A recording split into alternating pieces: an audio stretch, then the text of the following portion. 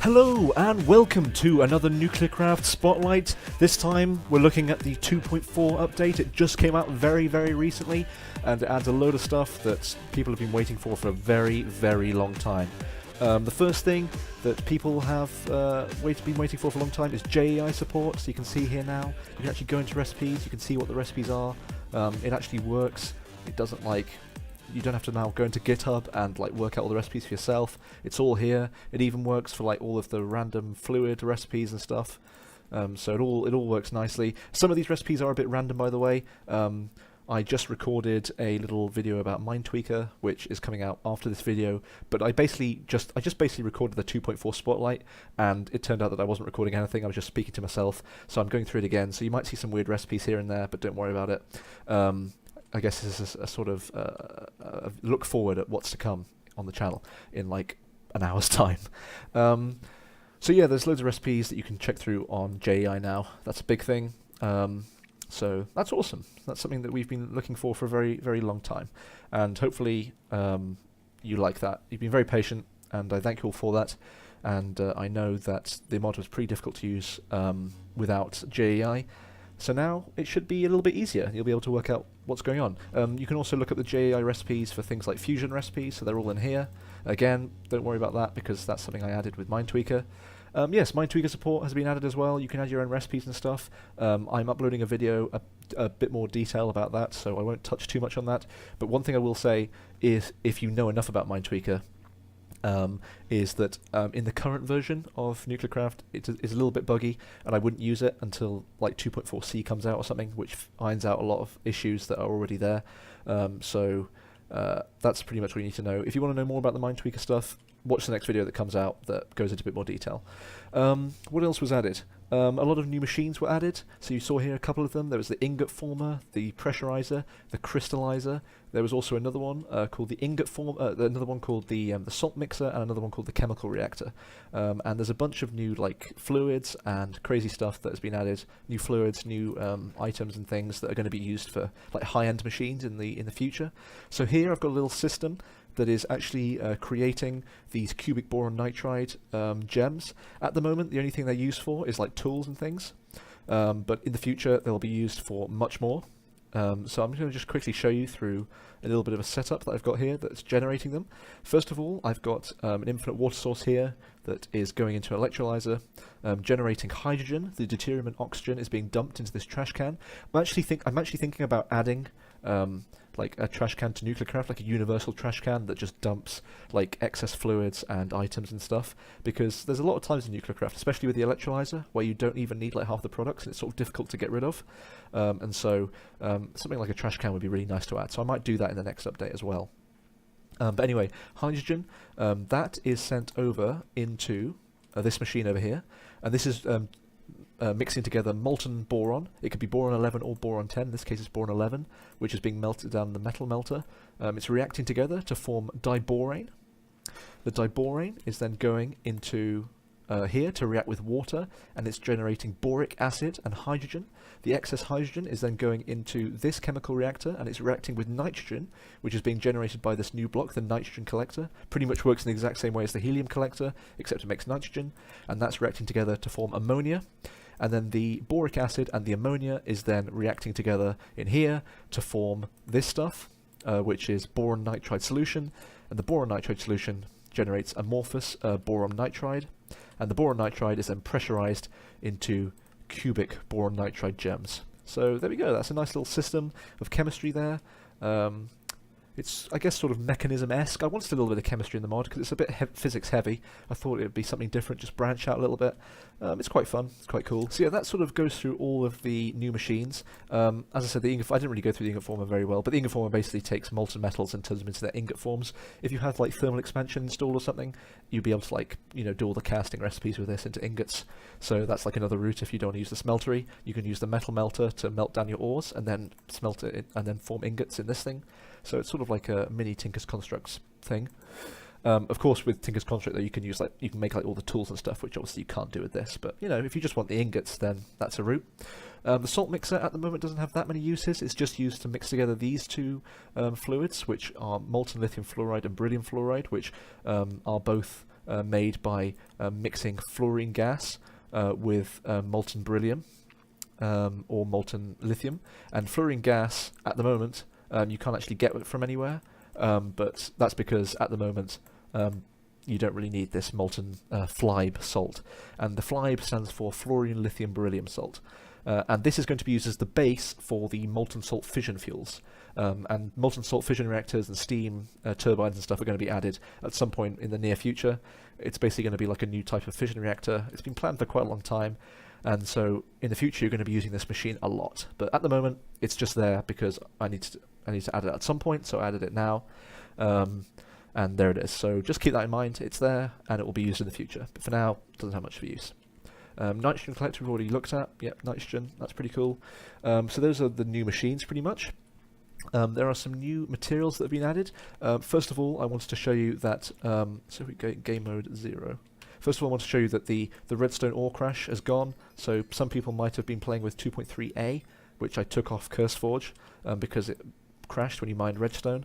But that, if you ever had that problem, it's now fixed.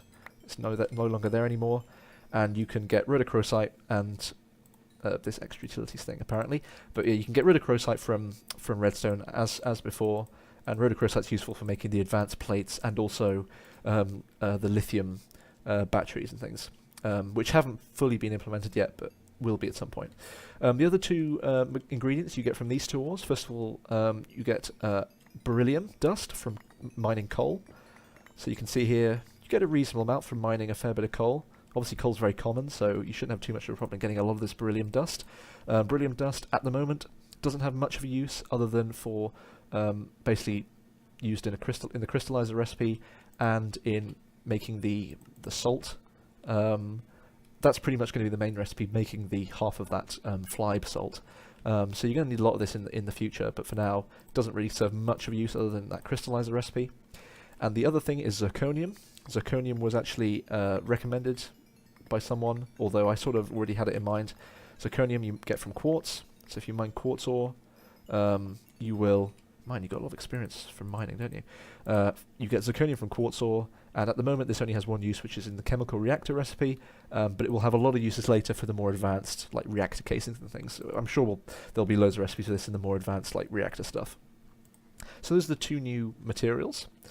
So there we go. There's also, as you can see here, glowing mushrooms. These will also spawn in the nether. You can also just make them by crafting a mushroom with... let's go back into game mode 1. You can also make them by crafting mushrooms with glowstone. Pretty simple. So that's an option, or you can just find them in the nether. So there we go. Glowing mushrooms, again, they will serve a purpose later for something. Part of the reactor, part of the radiation system I've got planned.